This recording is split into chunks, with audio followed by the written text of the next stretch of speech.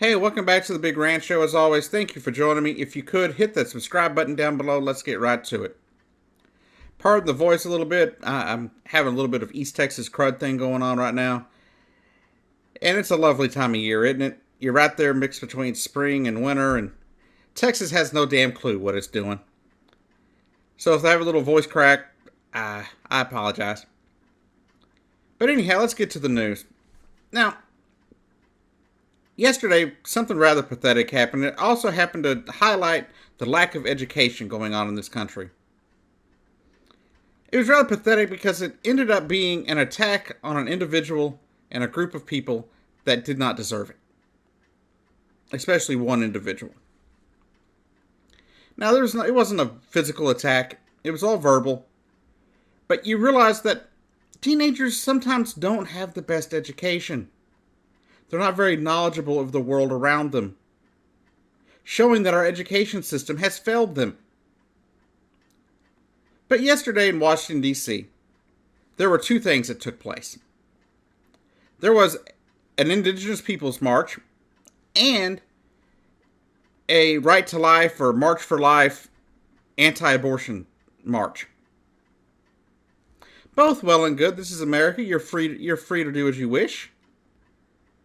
But what happened was a man who was an elder from the Omaha tribe, as well as a veteran of our armed forces, saw a situation and walked into the middle of it. Now, we'll get into his walking into the middle of it in a minute. But this is what took place. You had two groups of people. A group of teenagers and a group of four what appear to be, religious fundamentalists. Even more religious and more fundamental and more crazy than maybe some people may even view the supposed MAGA hat wearing teenagers.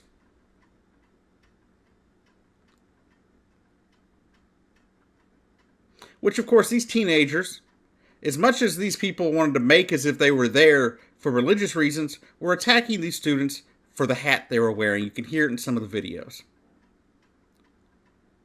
But the tensions get really high between the group of four and the group of teenagers.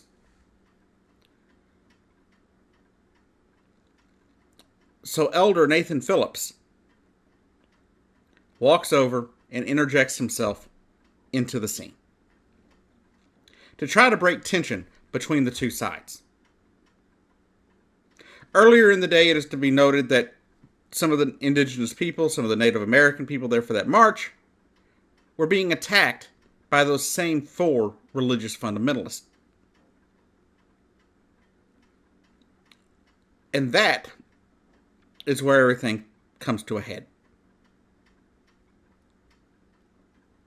In a way, to try to create peace and to cut the tension, Nathan Phillips marched into this crowd between the four religious fundamentalists and the teenagers and into the group of teenagers. According to him, he was trying to do something for peace. And it didn't go so well. Like, he went in there and it was good for a while. And it was okay. He was walking through there trying to be peaceful, trying to get them to calm down, I guess, with his drum and his song. Until he came across one student who refused to move. And that is when the group started mocking Nathan Phillips and started chanting things like "Build that wall."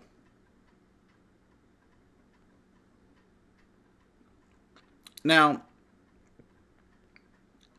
I believe this is more of a failing on the parental units and education. Because the idea to chant "Build that wall" to a Native American population, or to somebody from the Native American population, period, shows you a lack of education, a lack of understanding of the world around you. Now, Nathan Phillips put himself in a bad situation I understand he was trying to cause peace, or trying to bring peace to these two groups of people.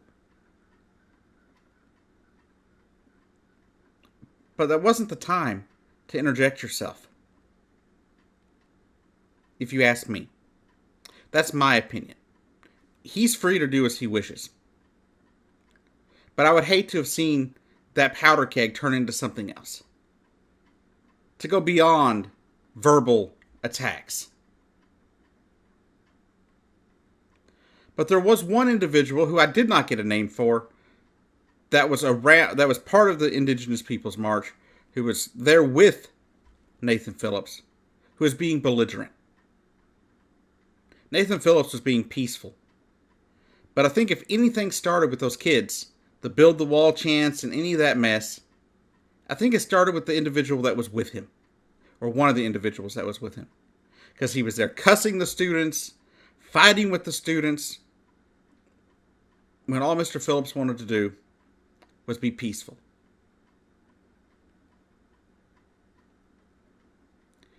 So you ask me, it's a situation that was blown out of proportion by the media. I do think it was purely disrespectful to Mr. Phillips, what they were saying to him, and things like that. But I don't believe it's as bad as some people in the media would have you believe. I do believe it was a terrible thing. I do believe it was sickening to see a Vietnam vet and a Native American insulted and treated as if he didn't belong here. I do find that to be absolutely appalling. I find that to be a failure of our American education system.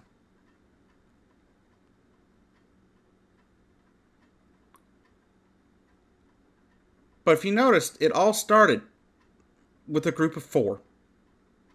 A group of four belligerent religious fundamentalists. And this is why I will never support fundamental religion. If your religion causes you to hate other people, as did with these four individuals, because they were hating on these students and the Native Americans before any of this ever started. They are the ones that created and hyped up those teenagers. They are the ones that were verbally attacking, and insulting Native Americans and their beliefs, which led to this entire fiasco. The students should have reacted differently. Nathan Phillips probably should have stayed out of it.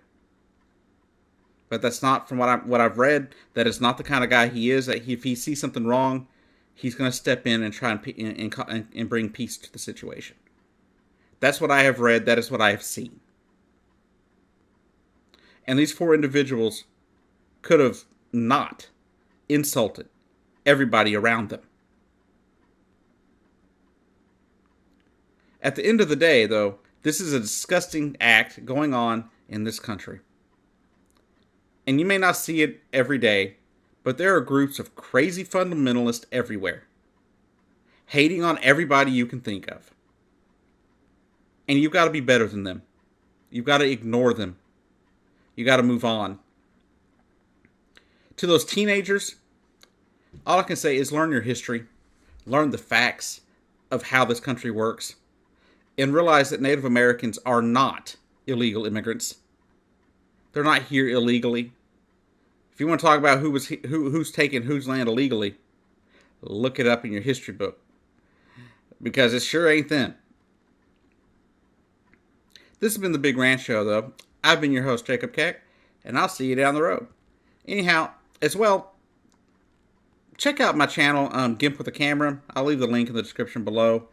I'm starting a new series there over stories and stuff over Nacogdoches, Texas, the oldest town here in the state of Texas. And I would really appreciate it if some of y'all might check that channel over and see if you like some of the content. Anyhow, y'all have a great day. I'll see you down the road.